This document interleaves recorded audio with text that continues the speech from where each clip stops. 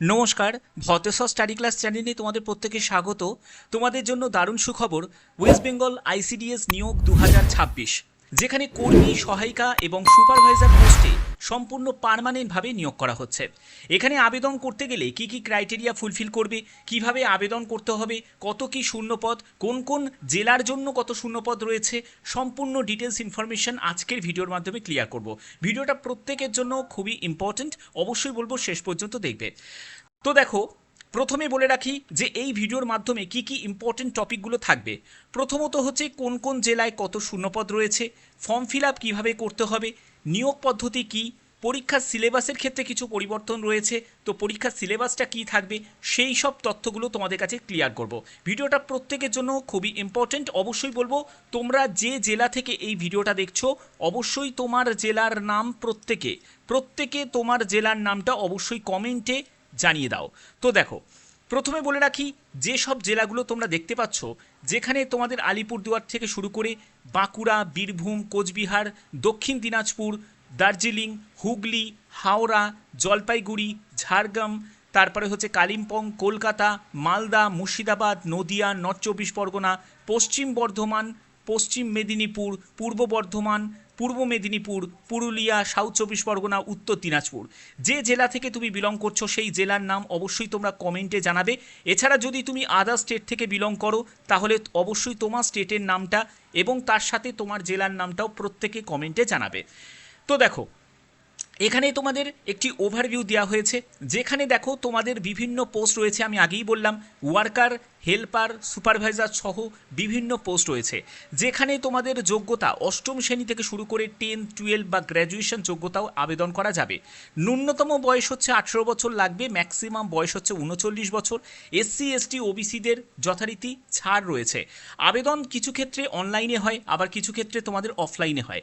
যেমন হচ্ছে, তুমি যদি সুপারভাইজার পোস্টের জন্য আবেদন করো, সেখানে তোমাদের অনলাইনে আবেদন করতে হবে।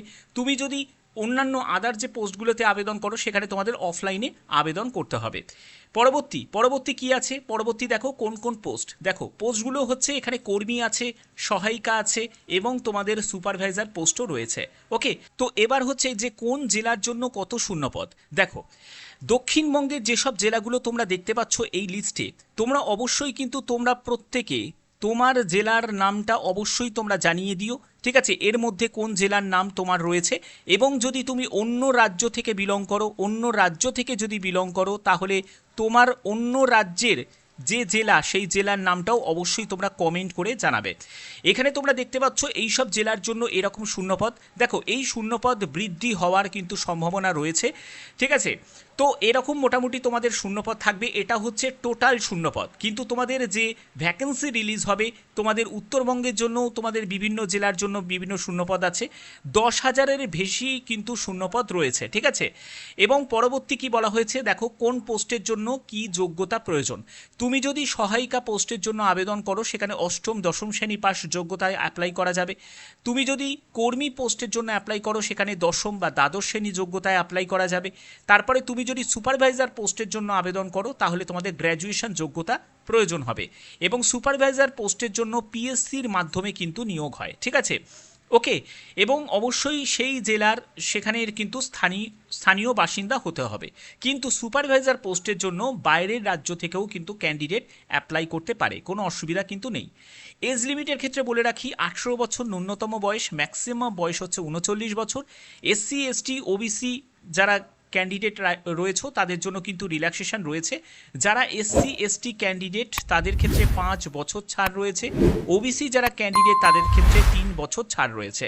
এবং এখানে দেখো, পরবর্তী এই যে তোমরা দেখতে পাচ্ছ, তোমাদের এখানে স্ট্রাকচারটা তোমাদের দেয়া রয়েছে, এবং পরবর্তী হচ্ছে যে সিলেকশন প্রসেসটা কি। সিলেকশনের জন্য তোমাদের যেটা হবে, সেটা সাধারণ জ্ঞান, বাংলা রচনা, ইংরেজি, অঙ্ক, পুষ্টি বিষয়ক কিছু প্রশ্ন থাকবে। তারপরে তোমাদের ভাইভা থাকবে এবং তোমাদের নথি যাচাই থাকবে। ঠিক আছে, আবেদন করতে গেলে তোমাদের কি কি প্রয়োজনীয় ডকুমেন্টস রেডি রাখতে হবে। মাধ্যমিক, উচ্চ মাধ্যমিক, গ্র্যাজুয়েশনের যে সার্টিফিকেট, যে পোস্টের জন্য অ্যাপ্লাই করছো সেই পোস্টের রিগার্ডিং সার্টিফিকেটকে তোমাকে রেডি রাখতে হবে। জন্ম তারিখ প্রমাণপত্রের যে সার্টিফিকেট, সেটা রেডি রাখতে হবে। জাতি সনদ মানে caste certificate, SC, ST OBC থেকে থাকলে সেটার কিন্তু লাগবে, সেটা অবশ্যই তোমাদের স্টেট লেভেলের সার্টিফিকেট কিন্তু লাগবে। তারপরে হচ্ছে তুমি যদি প্রতিবন্ধী হয়ে থাকো তার জন্য প্রযোজ্য সার্টিফিকেট, ভোটার আইডি কার্ড বা আধার কার্ড তোমাদের লাগবে। এবার দেখো যে তোমাদের কিভাবে আবেদন করতে হবে। আবেদন করার জন্য যেটা প্রসেস থাকবে সেটা হলো আইসিডিএস এর অফিসিয়াল সাইটে ভিজিট করে তোমাদের অনলাইন বা অফলাইন বিভিন্ন ব্লক বা জেলা থেকেও তোমরা এই ফর্ম সংগ্রহ করতে পারবে এবং সেখান থেকে তোমরা আবেদন করতে পারবে। কবে থেকে তোমরা আবেদন করবে আমি সম্পূর্ণ ডিটেলসটা বলবো, তার আগে তোমাদের বলে দিই যে পরীক্ষা মানে সিলেকশনের জন্য যে তোমাদের রিটিন এক্সাম যেটা হবে সেই রিটিন এক্সামের সিলেবাসটা কি থাকবে। রিটিন এক্সাম 90 নম্বরের হবে আর 10 নম্বরে তোমাদের ভাইবা মানে ইন্টারভিউ তোমাদের থাকবে। টোটাল 2 ঘন্টা সময় থাকছে রিটিন এক্সামের জন্য।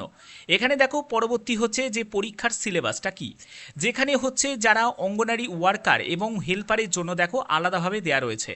স্থানীয় ভাষায় ওয়ার্কারের জন্য 150 শব্দের মাতৃ ও শিশু স্বাস্থ্য বিষয়ক তোমাদের রচনা লিখন থাকবে 10ম শ্রেণী মানের 15 নম্বর।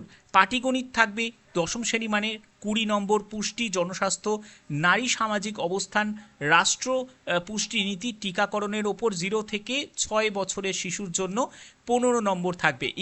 ইংরেজির ওপর সরল অনুবাদ, ঠিক আছে, এখানে তোমাদের 20 নম্বর থাকবে। সাধারণ জ্ঞানের ওপর প্রশ্ন থাকবে 20 নম্বর থাকবে, ঠিক আছে।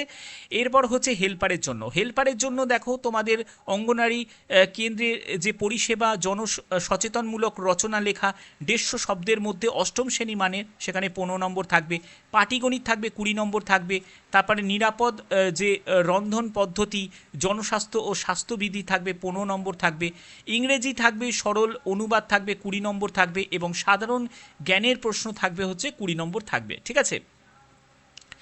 এবার দেখো যে তোমাদের ইম্পর্টেন্ট ডেটসটা কি রয়েছে। ইম্পর্টেন্ট ডেটস মানে কবে থেকে আবেদন তোমাদের শুরু হবে, নোটিফিকেশন কবে জারি হতে পারে, তো সেই ব্যাপারে বলে রাখি তোমাদের মে জুনের মধ্যে, ঠিক আছে, মে জুনের মধ্যেই তোমাদের ডিটেলস নোটিফিকেশন জারি হয়ে যাবে। এটা কিন্তু একটা এক্সপেক্টেড ডেট এবং তোমাদের আবেদন শুরু হয়ে যাবে জুলাই মাস নাগাদ, ঠিক আছে। এই মাসে যদি তোমাদের নোটিফিকেশন জারি হয়ে যায় জুলাই মাস থেকেই তোমরা ফর্ম ফিল আপ করতে পারবে। এবার তোমাদের প্রশ্ন জাগবে যে স্যার এখানে কি শুধুমাত্র যারা ফিমেল ক্যান্ডিডেট তারা অ্যাপ্লাই করতে পারবে? হ্যাঁ, ফিমেল ক্যান্ডিডেট অ্যাপ্লাই করতে পারবে। তবে তোমাদের আরেকটা ব্যাপার বলে রাখি যে তোমরা জানো যে একটা অঙ্গনারী ঠিক আছে বিভিন্ন যেসব স্কুলগুলোতে থাকে বা বিভিন্ন প্রতিষ্ঠান থাকে সেখানে কিন্তু একজন মেল ক্যান্ডিডেটও হেল্পার হিসাবে প্রয়োজন হয়ে থাকে, ঠিক আছে, হেল্পার হিসাবে প্রয়োজন হয়ে থাকে। তোমাদের তার জন্যই বললাম তোমরা অবশ্যই কিন্তু তোমরা তোমাদের জেলার নামটা জানাবে যাতে তোমাদের কাছেও এই বিভিন্ন আপডেটগুলো পৌঁছে দিতে পারি। বিভিন্ন আপডেট যেটা জেলা ভিত্তিক হোক বা স্টেট লেভেল হোক বা বাইরের স্টেটের হোক, যেটা আপডেট থাকবে সেই আপডেটটা যাতে পৌঁছে দিতে পারি। এর জন্য চ্যানেলটিকে সাবস্ক্রাইবও করে রাখবে, বেল আইকনটাকে অল করে রাখবে যাতে নতুন নতুন আপডেট তোমাদের কাছে পৌঁছে দিতে পারি। এখনের মতো এটুকুই, ধন্যবাদ।